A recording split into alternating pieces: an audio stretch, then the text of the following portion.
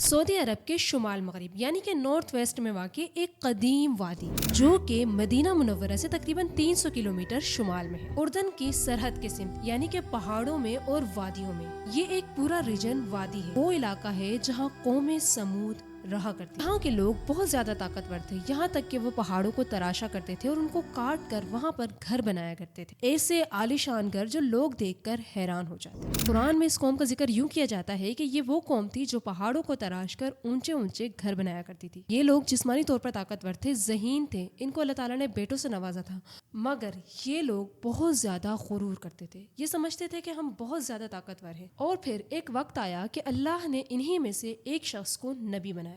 حضرت صالح علیہ السلام نے اپنی قوم کو دعوت دی اور کہا کہ اے میری قوم، اللہ کے سوا کسی کی عبادت نہیں کرو اور اسی میں تمہاری نجات۔ تو صالح علیہ السلام کی قوم نے ایک ایسی ڈیمانڈ کی جو کہ ناممکن تھی۔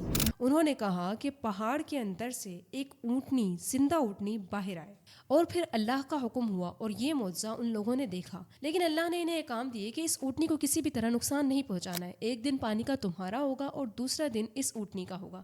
کچھ لوگوں کے ذہن میں ایک شیطانی وسوسہ آیا، ان کو لگا کہ یہ اونٹنی ان کی طاقت کو چیلنج کر رہی ہے، انہوں نے اس اونٹنی کو بری طرح سے قتل کر دیا۔ حضرت صالح علیہ السلام کو جب اس بات کا پتہ چلا تو وہ بہت زیادہ ناراض ہوئے اور اللہ کے حکم سے اس قوم کے لیے عذاب مقرر کر دیا۔ روایات کے مطابق ان پر 3 دن کا عذاب آیا۔ ایک ہی لمحے میں ان کی طاقت، ان کے پہاڑوں پر بنائے ہوئے وہ محفوظ قلعے، ان کے تراشے گئے وہ خوبصورت گھر اور پوری وادی الٹ گئی اور سب کچھ مٹ گیا۔ آج سائنس کی ریسرچ بھی یہی کہتی ہے کہ یہ علاقہ سیزمک فلڈ زون ہے، یعنی کہ اس جگہ پر پہلے بہت سے زلزلے آ چکے ہیں۔ اس سے ہمیں یہ پتہ چلتا ہے کہ وہ قوم جو خود کو بہت زیادہ طاقتور سمجھتے تھے، پہاڑوں میں گھر بنایا کرتے تھے، یہاں تک کہ خود کو ناقابل شکست سمجھتے تھے، آج ان کی طاقت، ان کا غرور، سب کچھ ایک خاموش وادی بن چکا ہے۔